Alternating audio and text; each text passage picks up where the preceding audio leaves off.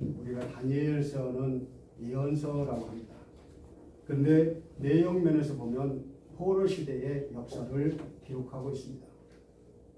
그래서인지 다니엘서를 보면 바벨론의 포로로 잡혀간 때로부터 페르시아가 바벨론을 정복한 후 그 이후의 사건까지 중심적으로 계속 기록하면서도 환상이 기록되어 있습니다. 오늘 본문은 BC 605년에 바벨론의 1차 포로로 잡혀간 이스라엘의 믿음의 젊은이들이 등장하는데 그들은 바로 다니엘의 세 친구 하나냐와 미사엘과 아사라의 모험과 어려움을 극복하고 신앙의 승리를 이루는 그러한 내용을 우리에게 보여주고 있습니다. 젊고 유능하고 똑똑한 유다의 그 알맹이였던 그 다니엘의 세 친구들이 포로주에 끌려가는 중에도 여호와의 신앙을 사수하려고 애쓰던 중에 겪어야 했던 위기였지만 하나님은 위기에서도 이런 신실한 믿음을 가진 이러한 자들을 구원하시고 그들을 통해서 영광을 받으셨습니다. 여러분, 우리의 삶이 평안하고 형통할 때는 신앙을 지키는 것이 그렇게 어렵지 않습니다. 하지만 고난 중에 믿음을 지킨다는 것만큼 어려운 일이 없습니다. 진정 견디기 가장 어려운 것은 예수님을 믿는다는 이유 하나 때문에 우리가 고난을 당하는 것입니다. 그래서 어떤 사람들은 예수님을 믿는 그 신앙을 버리기도 합니다. 왜냐하면 그들은 그것을 버리면 예수를 믿지 않으면 고난을 받지 않고 그냥 평안해진다는 것으로 생각하기 때문입니다. 이 유혹만큼 성도를 미혹시키고 혼란스럽게 한다는 것을 우리는 알 수 있습니다. 그러나 하나님은 믿음의 사람들을 돌보고 계십니다. 그럼에도 불구하고 믿음의 사람들이 위기를 당할 때도 있습니다. 때로는 오해를 받게 되고 때로는 모함을 당하기도 합니다. 그리고 권력으로부터 핍박을 받기도 하고 또 생명의 지장을 받을 때도 있습니다. 그래도 우리 성도는 믿음을 지켜야 합니다. 사람들의 환경을 초월하신 하나님이 우리 믿는 자들을 지켜주시기 때문입니다. 믿음을 버리면 믿음 위에 세워진 하나님과 우리와의 긴밀한 관계가 무너지게 되고 그 무너진 관계로 인해서 참된 평안에서 우리는 점점 더 멀어진다는 것입니다. 결국 믿음을 지킨다는 것은 성도가 하나님과 연합하여 얻는 모든 것들을 지키는 것이라고 하겠습니다. 그래서 고난 중에 믿음을 지킴으로써 하나님으로부터 참된 평안과 위로를 얻게 되는 자는 그런 모습을 통해서 하나님께 영광을 드리게 된다는 것입니다. 그러면 하나님께 영광을 드리는 성도의 삶이 어떠한 삶인지 다니엘의 세 친구를 살펴보면서 함께 은혜를 나누기를 원합니다. 첫 번째로 고난 중에도 믿음을 지키는 믿음을 포기하지 않는 성도들입니다. 고난 중에도 믿음을 포기하지 않는 성도들입니다. 남유다가 바벨론에게 멸망을 당하고 젊은이들이 바벨론 땅으로 포로로 끌려갔습니다. 그런데 바벨론 땅에 끌려갔어도 이 신앙을 지키는 젊은이들이 있었습니다. 이 젊은이는 워낙 똑똑하고 또 명철하기 때문에 바벨론 사람들이 시기를 받았습니다. 당시 바벨론의 느부갓네살 왕은 꿈에서 자기가 본 금실상에게 절하라고 온 백성들에게 명령했습니다. 그렇지만 유다의 이 젊은 세 친구는 왕의 명령을 무시하게 된 것입니다. 이들은 오직 하나님께만 경배해야 한다는 것을 알고 있었고 그리고 믿음대로 자기들의 신앙을 지켰습니다. 대제국 바벨론의 왕 느부갓네살 왕이 말하면 그것이 바로 법이 되는 그런 환경에도 불구하고 그들은 왕의 명령을 거절하고 지키지 않았습니다. 왕의 명령을 거절하고 지키지 않을 때 생명의 위협을 받게 되는 것입니다. 왜냐하면 누구든지 왕의 명령에 거절하면 왕에 대한 그 도전이라고 그렇게 생각했기 때문입니다.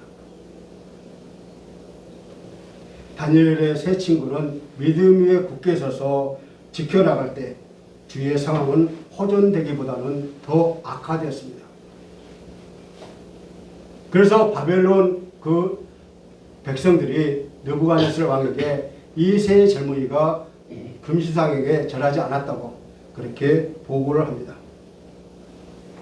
그래서 느부갓네살 왕이 자기의 명령을 거부한 이 세 사람, 다니엘의 세 친구를 당장 불러오라고 그렇게 이야기했습니다.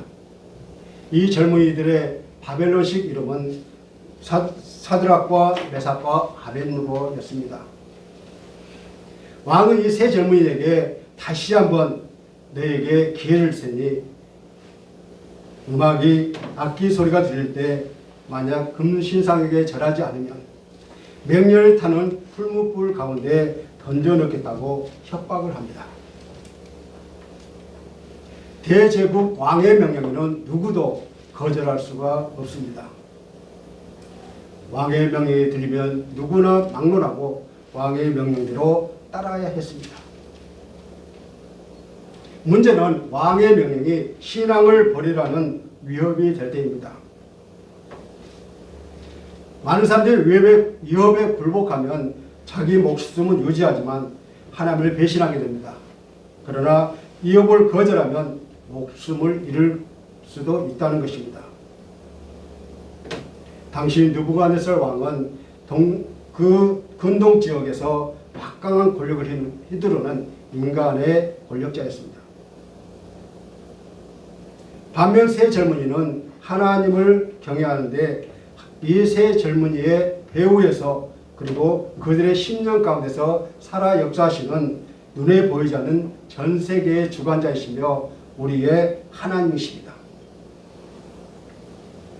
이 세 젊은이들은 눈앞에 보이는 왕의 준엄한 명령과 보이지 않는 하나님의 그 신앙 사이에서 갈등할 수밖에 없었습니다. 어떻게든지 양자를 택해야 되잖아요.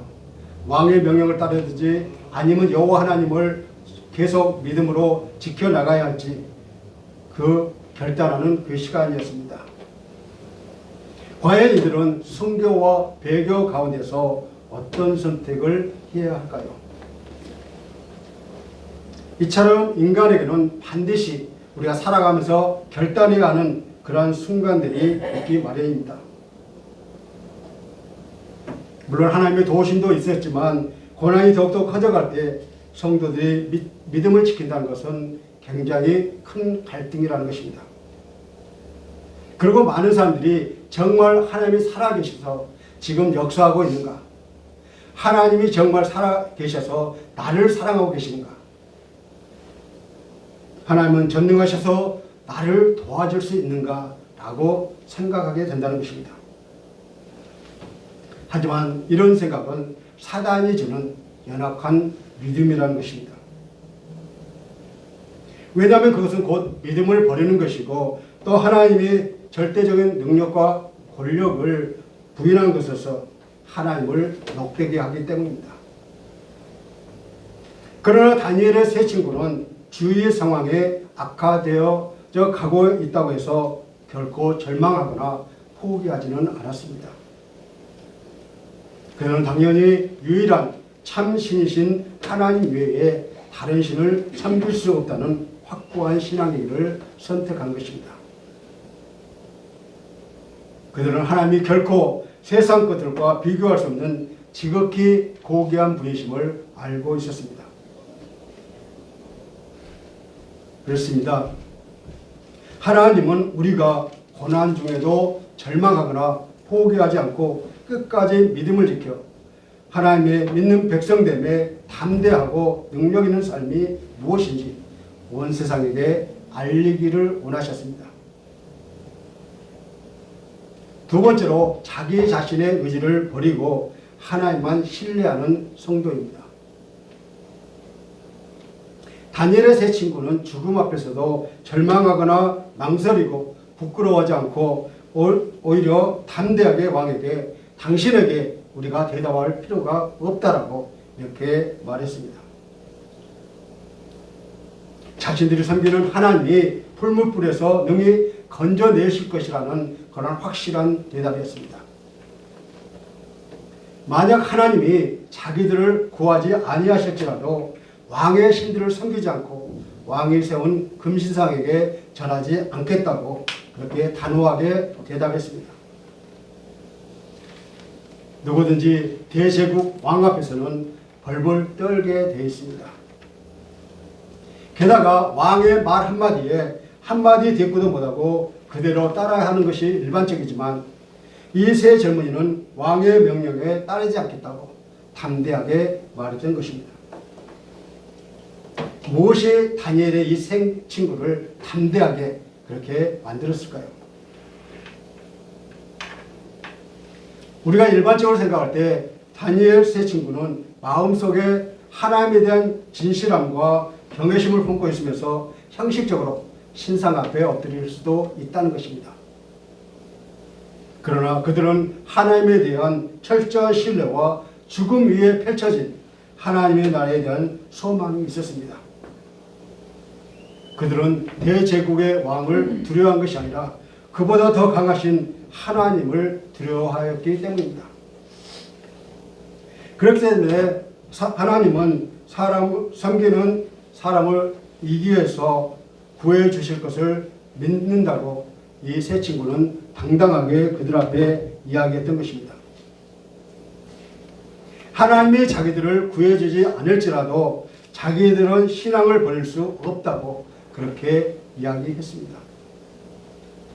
우리가 흔히 말하잖아요. 로마에 가면 노아법을 따라야 한다는 그렇게 하듯이 바벨론에 가면 바벨론 법을 따르는 것이 일반적인데 이 세 젊은이는 차라리 죽을지언정 양심을 더럽히지 않는 그런 본질적인 면을 택한 것입니다. 그렇습니다. 참된 신앙은 어느 곳에 가든지 신앙부터 먼저 고수합니다. 참된 신앙은 세속 문화와 하나님을 버리가는 위협과 유혹에서 거절합니다. 왜냐하면 하나님이 백성들을 보고 계시므로 그것을 아는 백성들도 하나님 앞에서 정직하고 담대하게 행동해야 하는 것을 보여주고 있습니다. 결국 그 젊은 세 청년은 풀무불에 던져지고 말았습니다. 그러니까 세상 사람들은 이제 모든 것이 끝났다라고 그렇게 생각을 합니다. 하지만 하나님은 그때 일하기 시작하십니다. 기적이 일어난 것입니다.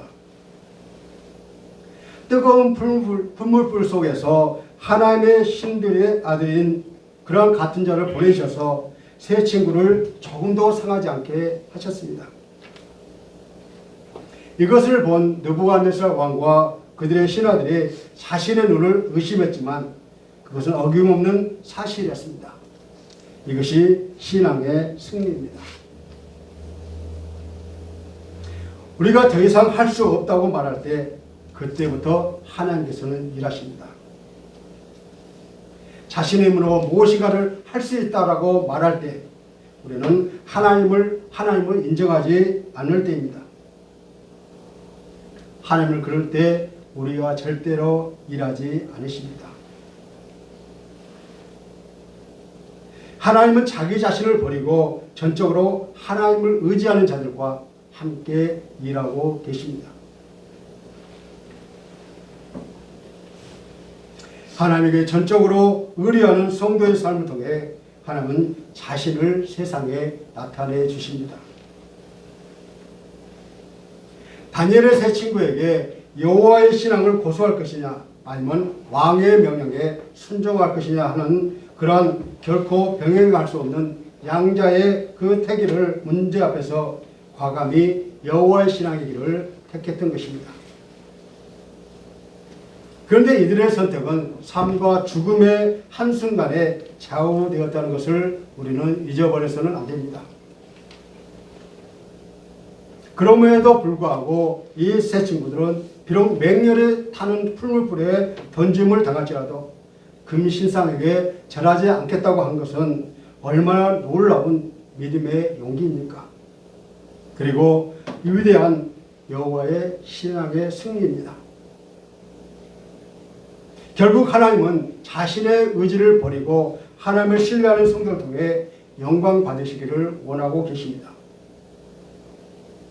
그러므로 하나님을 온전히 신뢰하는 신실한 성도가 되셔서 하나님의 능력을 힘입어 그분의 영광을 높이 드러내시기를 간절히 소원합니다. 세 번째로 빛과 소금이 되는 성도입니다. 금신상 숭배 거부죄로 분노에 가득 찬 느부갓네살 왕의 명령에 의해 다니엘의 세 친구는 마침내 7배나 더 뜨거운 풀무 속에 던져졌는데, 왕이 풀무불의 온도를 정상보다 훨씬 뜨겁게 7배나 높게 한 것은 왕의 분노가 그만큼 가득 찼다는 겁니다.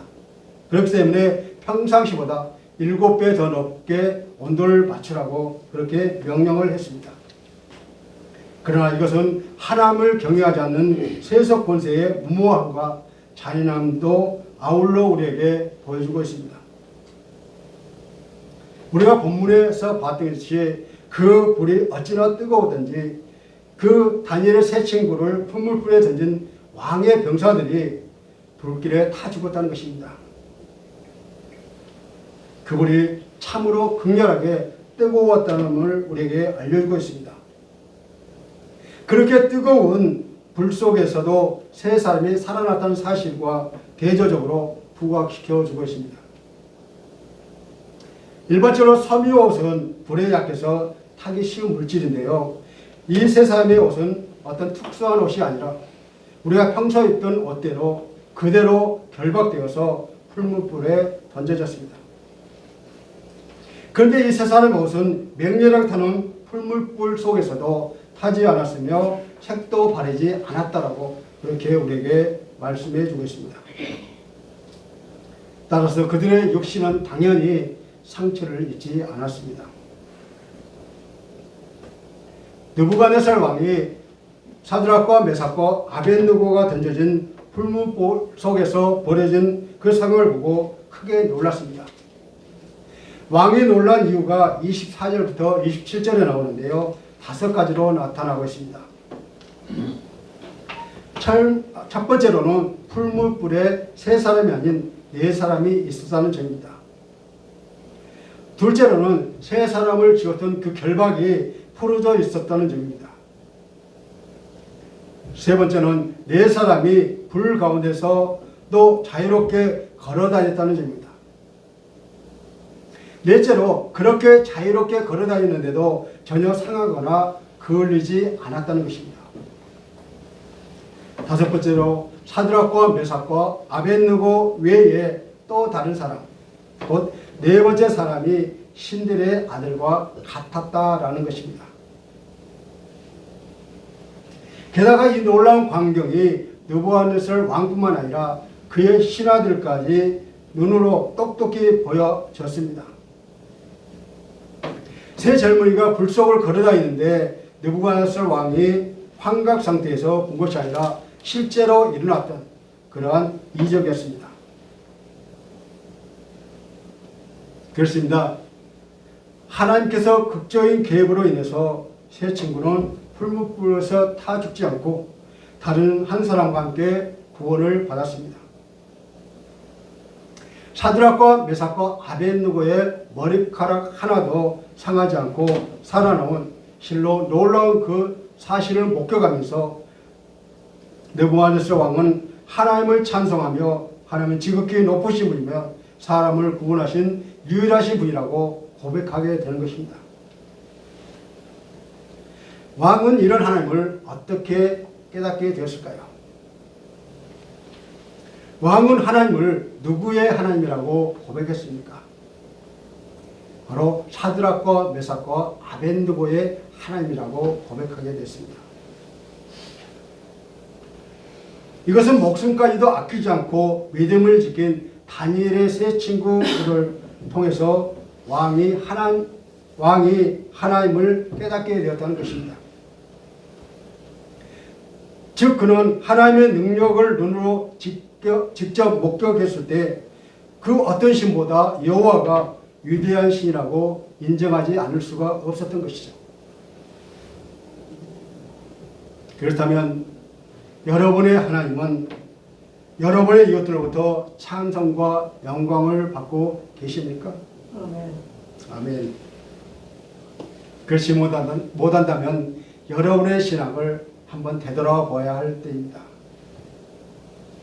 성도는 마땅히 세상에서 자신을 희생해서라도 하나님의 의를 이루는 빛과 소금의 역할을 감당해야 할 의무가 있습니다. 만약 선하고 의로운 삶을 통해 내 이웃에게 하나님의 향기가 영광을 드러내지 못하고 세상에 합하여 똑같은 삶을 산다면 우리는 빛과 소금으로서의 사명을 감당하지 못하는 것입니다. 그러므로 우리는 자신의 삶의 자리에서 하나님의 뜻에 따라 의롭고 거룩한 일에 힘쓰므로써 이웃을 통해서 하나님께 영광을 돌리는 그러한 빛과 소금의 사람으로 살아가게 된다는 것입니다. 사랑하는 성도 여러분, 하나님을 섬기는 자들은 실제로 이 세상에서 세상의 요구와 하나님의 신앙 사이에서 무엇인가를 선택해야 하는 문제로 많은 갈등을 경험하게 된다는 것입니다. 그러나 올바른 신앙을 가진 자들은 사드락과 메삭과 아벳느고와 같은 그러한 늘 하나님을 경외하는 그러한 삶을 살게 되는 것입니다. 이것은 결코 쉬운 일이 아닙니다. 우리는 때문에 경건의 모습을 연습하고 또 이런 선택 방법을 구체적인 삶의 현장 속에서 배우고 익히지 않으면 안 된다는 것이죠. 하나님은 모든 만물로부터 영광을 받으실 분이시지만 특히 신실한 믿음을 통해 그 성도들을 통해서 영광 받으시기를 원하고 계십니다. 단순히 입으로만 영광을 돌리는 것이 아니라 고난 중에도 믿음을 포기하지 않고 더욱더 하나님을 끝까지 의지하는 그러한 신실한 그리고 순전한 삶을 통해서 그리고 세상의 빛과 소금이 되는 신실한 성도의 삶을 통해서 영광 받으시기를 원하신다는 것입니다. 그럼 우리도 다니엘의 세 친구처럼 설령 고난이 닥친다 해도 믿음을 포기하지 않고 더욱더 하나님을 신뢰하는 신실한 성도들이 되시기를 간절히 소원합니다. 말씀을 맺겠습니다.